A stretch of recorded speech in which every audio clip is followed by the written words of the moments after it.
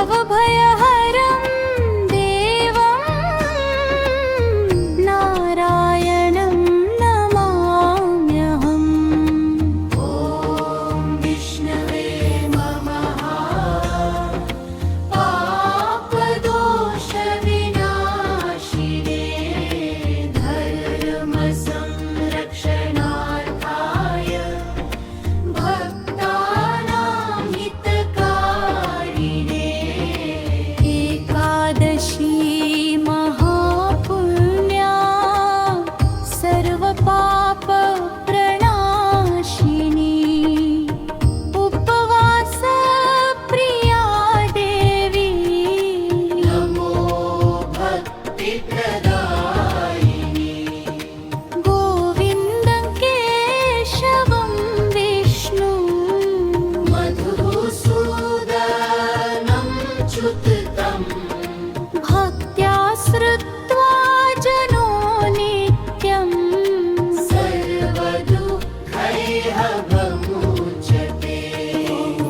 नारायण करुणासिन्धो दीनबन्धो दयानिधे। पद्मिनी एकादशी पुण्यं देहि मे मधुसूदन। सर्वपापहरं देवं सर्वमङ्गलदायकम् श्रीधरं माधवं वन्दे भक्ताभीष्टप्रदायकम्। नमो भगवते वासुदेवाय धीमहि तन्नो विष्णु प्रचोदयात्। भक्तिरस्तु सदा मम। चक्रपाणिं गदाहस्तं पीताम्बरधरं हरिं लक्ष्मीकान्तं जगन्नाथं वन्दे विष्णुं सनातनम्। ॐ एकादश्यां हरिस्मृत्या नश्यन्ति सकलाघाताः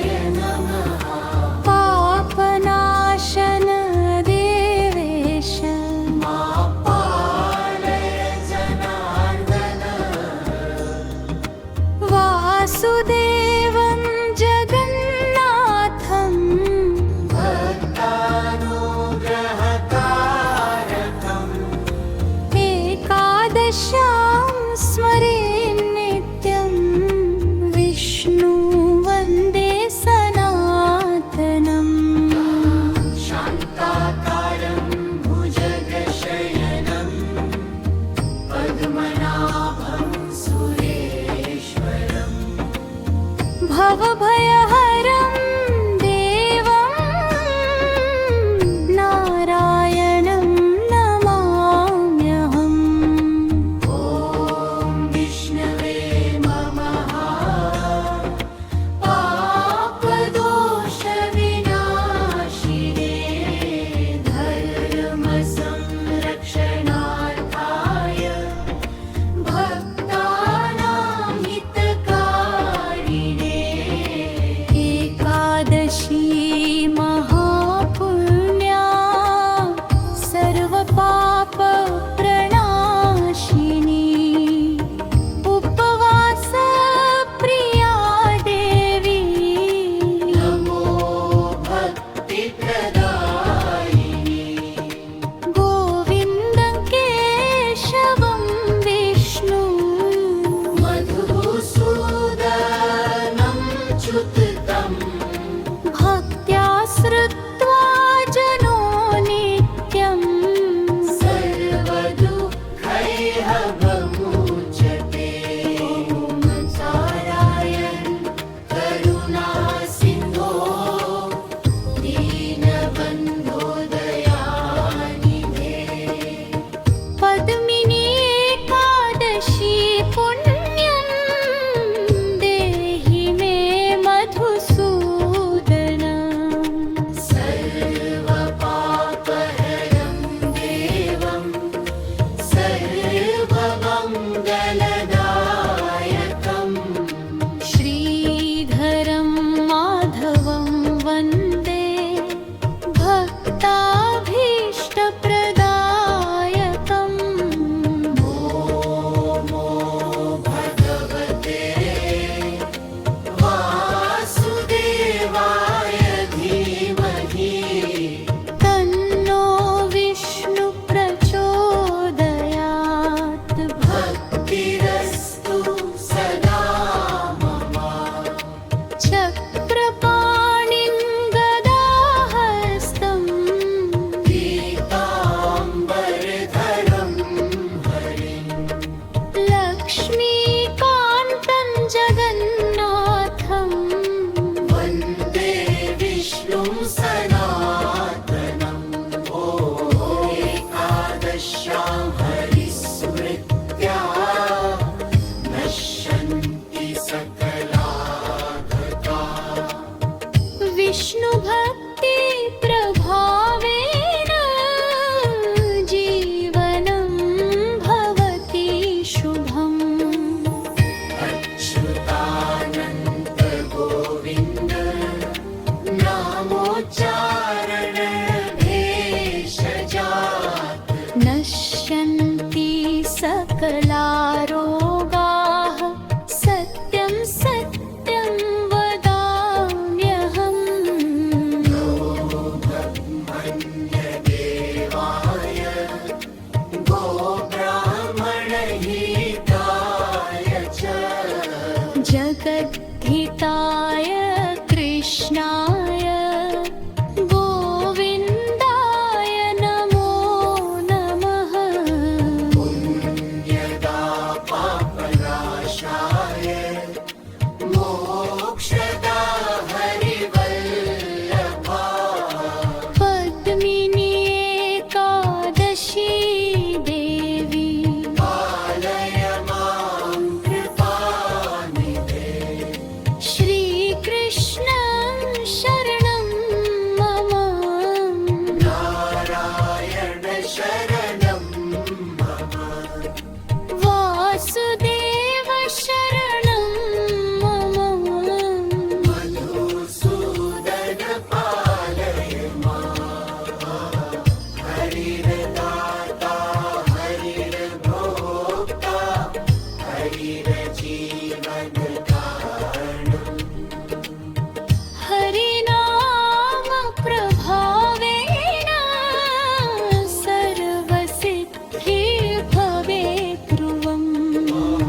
शान्ताकारं भुजगशयनं पद्मनाभं सुरेश्वरम्।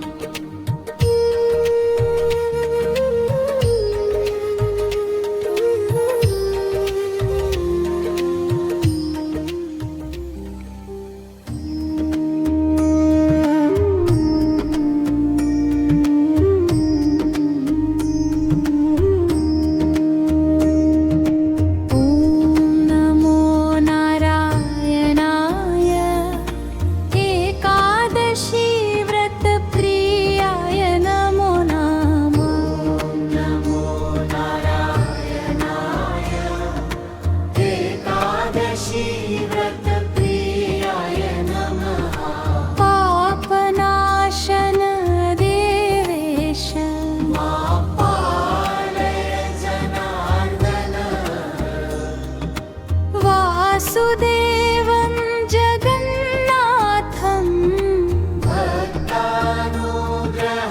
भक्तानुग्रहकारकम् एकादश्यां स्मरे नित्यं विष्णु वन्दे सनातनम् शान्ताकारं भुजगशयनं पद्मनाभं सुरेश्वरम् भवभयहरं देवं नारायणं नमाम्यहम् ॐ विष्णवे नमः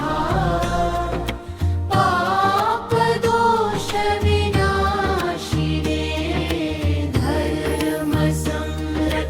धर्मसंरक्षणार्थाय भक्तानां हितकारिणे एकादशी महापुण्या सर्वपापप्रणाशिनी उपवासप्रिया देवी नमो भक्तिप्रदायिने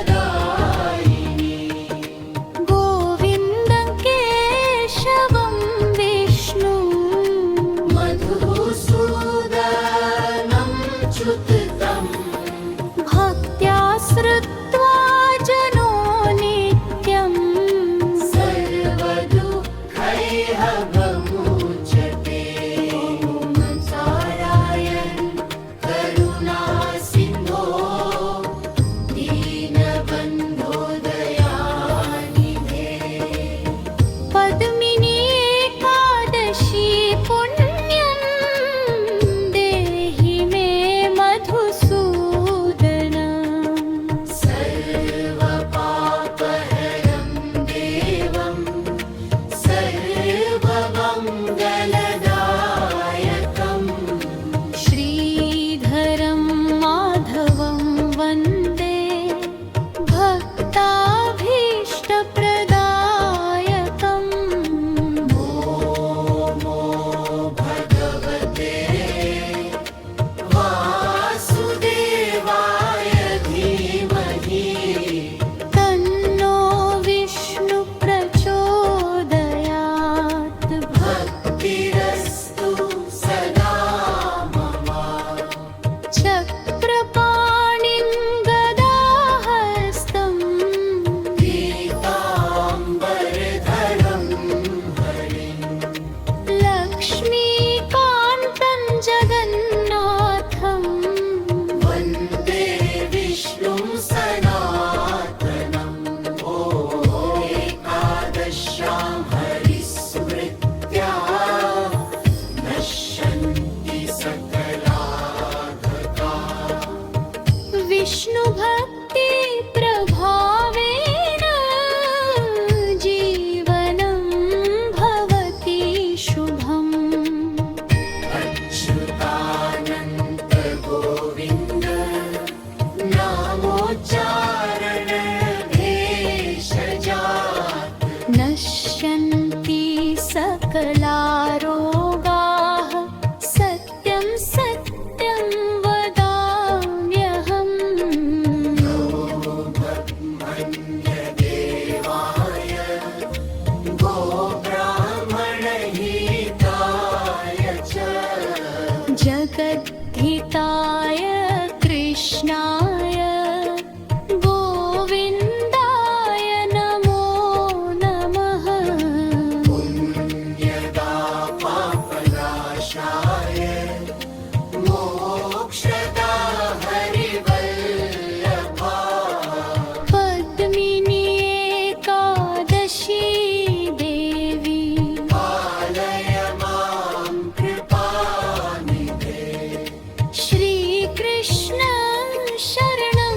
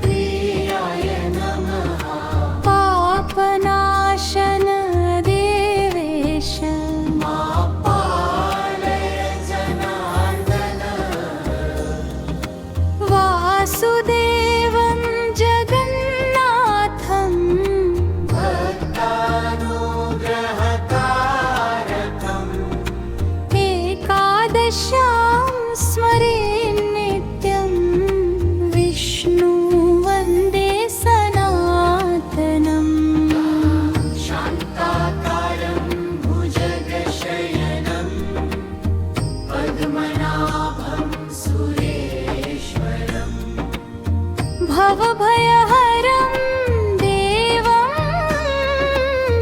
नारायणं नमाम्यहम् ॐ विष्णवे नमः पापदोषविनाशिने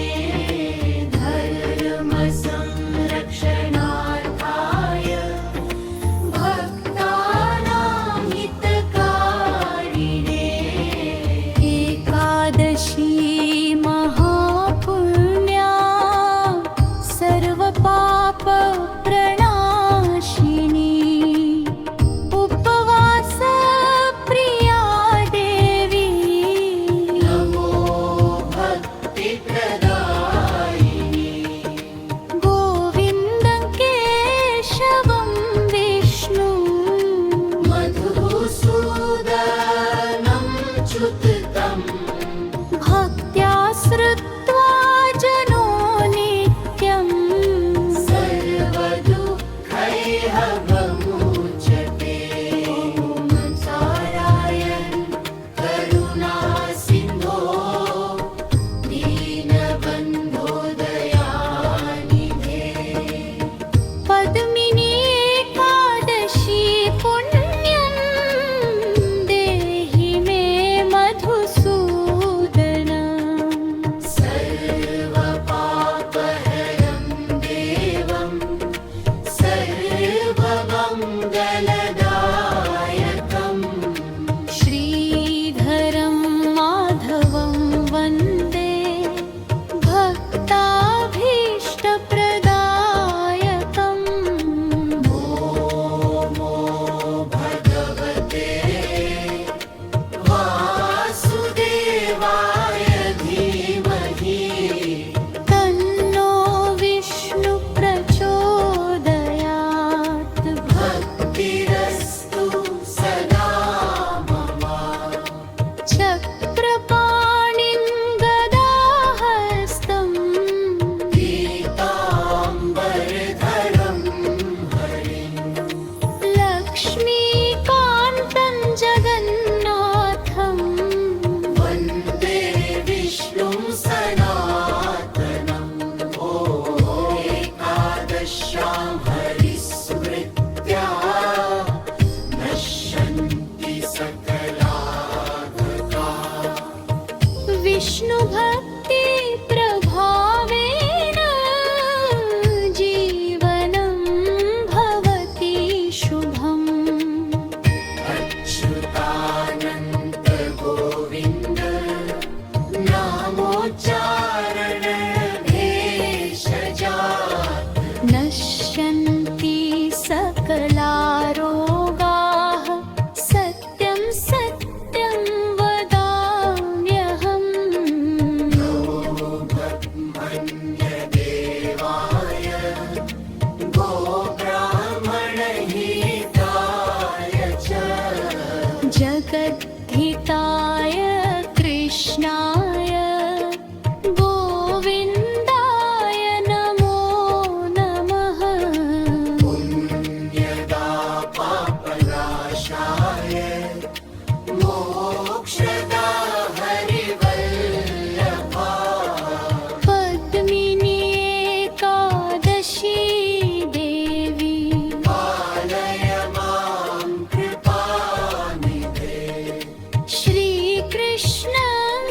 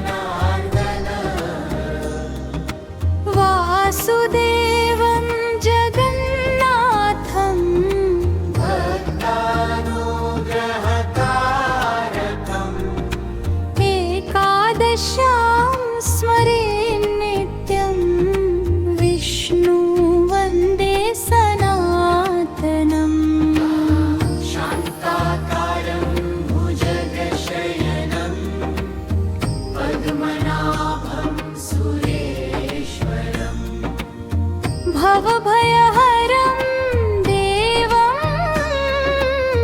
नारायणं नमाम्यहम् ॐ विष्णवे नमः पापदोषविनाशिने धर्मसंरक्षणार्थाय भक्तानां हितकारिणे एकादशी महापुण्या सर्वपापप्रणाशिनी उपवासप्रिया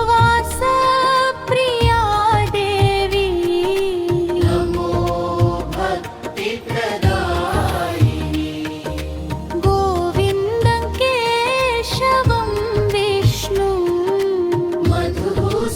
मधुसूदनं च्युतम् भक्त्या श्रुत्वा जनो नित्यं सर्वदुःखैः विमुच्यते नारायण करुणासिन्धो दीनबन्धो दयानिधे पद्मिनी एकादशी पुण्यं देहि मे मधुसूदन सर्वपापहरं देवं सर्वमङ्गलदायकम् श्रीधरं माधवं वन्दे भक्ताभीष्टप्रदायकम् नमो भगवते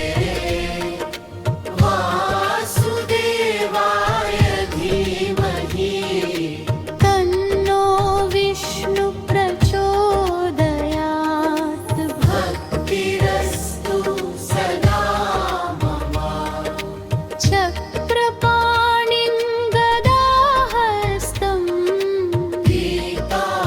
पीताम्बरधरं हरिं लक्ष्मीकान्तं जगन्नाथं वन्दे विष्णुं सनातनम् ॐ एकादश्यां हरिस्मृत्या नश्यन्ति सकलाघका विष्णुभक्ति प्रभावेण जीवनं भवति शुभम् अच्युतानन्त गोविन्द नामोच्चारण भेषजात् नश्यन्ति सकलारोगाः सत्यं सत्यं वदाम्यहम् ब्रह्मण्यदेवाय गोब्राह्मणहिताय च जगद्धिताय कृष्णाय गोविन्दाय नमो नमः पुण्यदा पापनाशाय मोक्षदा हरिवल्लभा पद्मिनी एकादशी देवी पालय मां कृपानिधे श्रीकृष्ण